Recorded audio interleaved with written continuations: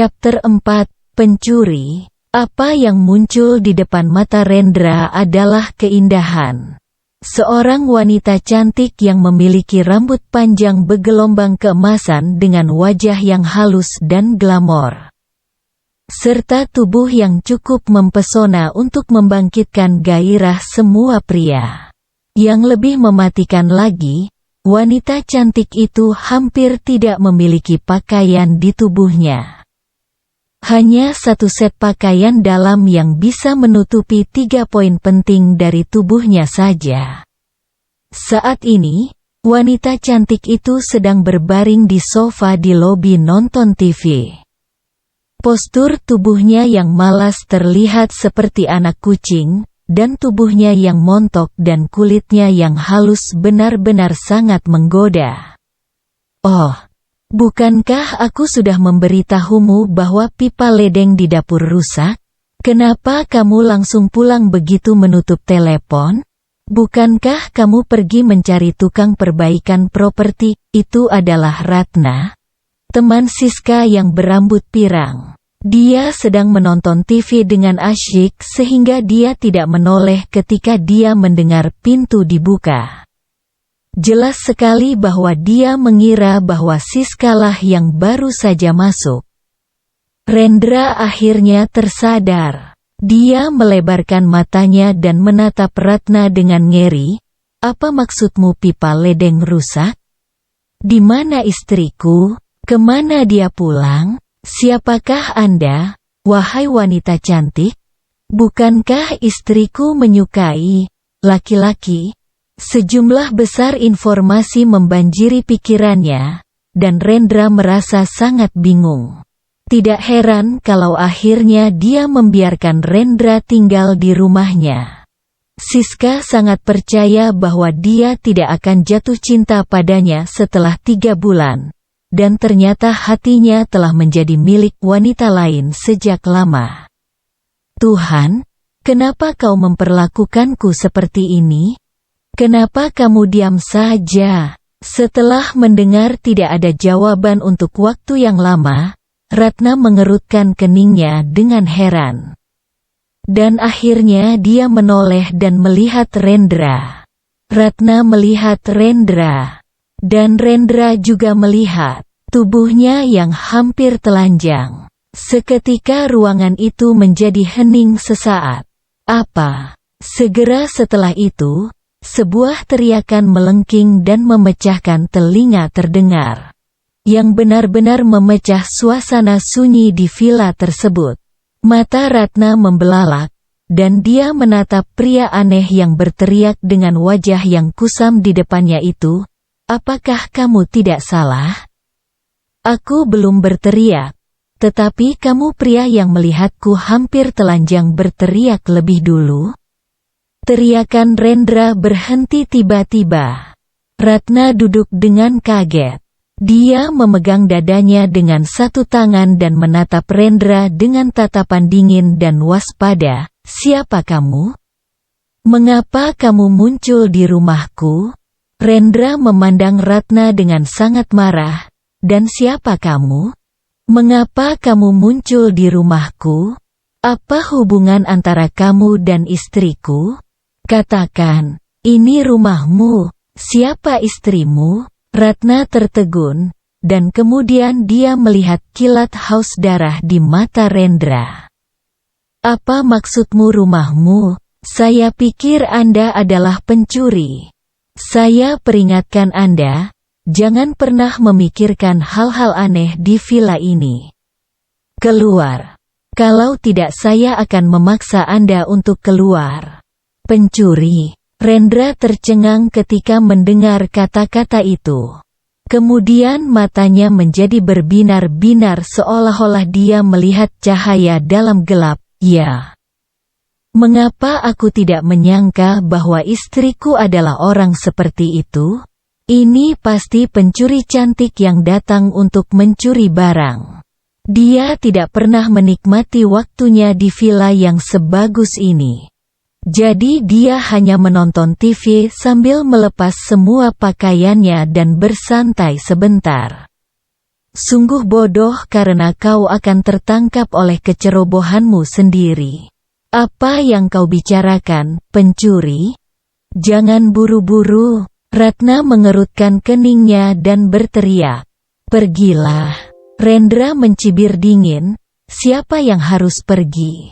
Apakah kamu masih tidak mengerti juga? HMPH. Kau berani datang ke rumahku untuk mencuri barang, dan jika kamu bukanlah seorang wanita cantik. Apakah kamu tahu jika kamu akan hampir mati dan setengah cacat sekarang? Hei, Ratna sangat marah sekarang. Aku bilang kamu pencuri. Jangan melunjak. Ketika kamu mencuri barang-barang di rumahku, kamu berani memukuliku dan mengatakan bahwa aku adalah pencuri? Pencuri jangan berteriak pencuri, oke. Tunggu aku, temanku sedang pergi. Dan sekarang aku akan mengenakan pakaian dan memberimu pelajaran setelahnya.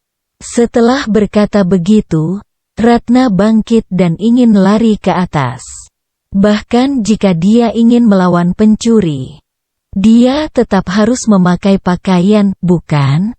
Berhenti. Rendra tiba-tiba berteriak, apa yang akan kau kenakan? Aku rasa kau hanya ingin mengambil kesempatan untuk melarikan diri. Lebih baik kau diam saja. Sayangnya aku tidak bisa memanggil polisi tanpa kartu telepon nasional. Aku akan menelepon polisi ketika istriku kembali. Polisi akan datang untuk menangkapmu nanti. Enak saja. Ratna menatap Rendra dengan jijik. Mengapa kau harus menunggu istrimu kembali? Dan kau mau memberitahu polisi untuk menangkapku? Aku pikir kau hanya ingin melihat tubuhku yang seksi. Terutama dadaku yang berukuran 36E. Dasar pencuri nakal, aku menyarankanmu untuk jujur, karena temanku akan segera kembali. Kau, Rendra juga kesal, hei. Aku adalah orang yang bermartabat dan aku tidak akan menjadi bajingan. Juga, dadamu jelas-jelas hanya berukuran 36D. Tidakkah kau malu karena kau membesar-besarkan ukuranmu sendiri di sini? 36D. Wajah cantik Ratna menjadi muram. Apakah kamu buta? Ini jelas 36E. Buka mata keranjangmu dan lihat dengan baik. Selain itu, kamu hanya setinggi 1,8 meter. Jadi apa kau berhak mengejekku? Rendra mengerutkan kening, dan matanya menyapu sosok Ratna dengan hati-hati. Kamu bilang itu adalah 36E? Aku telah mengukur banyak ukuran tubuh wanita, dan aku belum pernah melihat ukuran 36E sebesar itu. Jika kamu tidak keberatan, kemarilah dan biarkan aku melihat dengan jelas. Kau tidak percaya? Oke. Aku akan memberitahumu hari ini, apa itu ukuran 36E yang sebenarnya. Ratna benar-benar siap untuk mendatangi Rendra. Rendra menjadi bersemangat.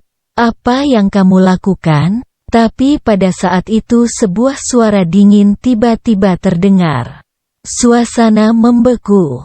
Rendra dan Ratna melihat ke arah pintu dan melihat sosok Siska yang berjalan ke dalam rumah. Dia mengerutkan keningnya, dan wajahnya terlihat menakutkan. Istriku, seorang pencuri telah memasuki rumah. Siska, pria ini adalah pencuri. Rendra dan Ratna berkata pada saat bersamaan. Pencuri? Siska tertegun. Ada apa dengan pencuri lagi? Istri. Ratna kaget saat mendengar suara Rendra. Orang ini sebenarnya merupakan istri Siska? Siska. Rendra mengerutkan kening.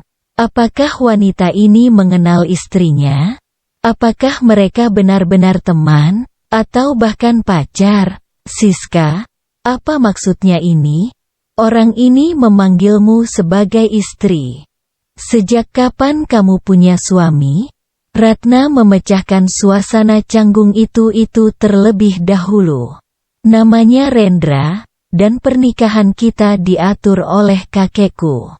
Siska menatap Rendra dan berkata, meskipun dia benar-benar terlihat seperti pencuri, sepertinya ada kesalahpahaman di sini. Hai, istriku, aku tidak senang ketika kamu mengatakan itu. Kenapa aku terlihat seperti pencuri? Bagaimana seorang pencuri bisa setampan aku? Rendra berlari ke Siska dan berkata, yang lebih penting, wanita berdada 36D ini, siapa dia? Mengapa dia muncul di rumah kita? Mengapa kamu tidak memberitahuku? Brengsek, sudah kubilang bahwa ini 36E, bukan D. Kemarahan Ratna yang baru saja mereda tiba-tiba meledak lagi. Cukup, melihat pertengkaran antara keduanya akan meledak lagi, Siska mengerutkan kening dan berkata, orang-orang tukang servis akan segera datang. Lebih baik kau naik ke atas dan mengenakan pakaianmu dulu. Sedangkan untuk urusan Rendra, aku akan berbicara denganmu nanti. Aku akan menjelaskan semuanya. Ratna masih tidak mendengarkan kata-kata Siska. Dia menatap Rendra dengan dingin, lalu dia memutar pinggangnya seperti ular dan naik ke atas. Suara dingin Ratna kembali terdengar, Rendra kan? Kamu pasti akan menyesal cepat atau lambat karena memancing masalah denganku. Aku akan menunggunya. Wanita tidak tahu malu dengan dada 36D. Rendra menjawab tanpa rasa takut. Siska memegangi dahinya dengan sakit kepala, dan dia memiliki kepribadian yang pendiam yang akan membalas keluhannya. Tidak mengherankan, rencana aslinya mungkin akan hancur.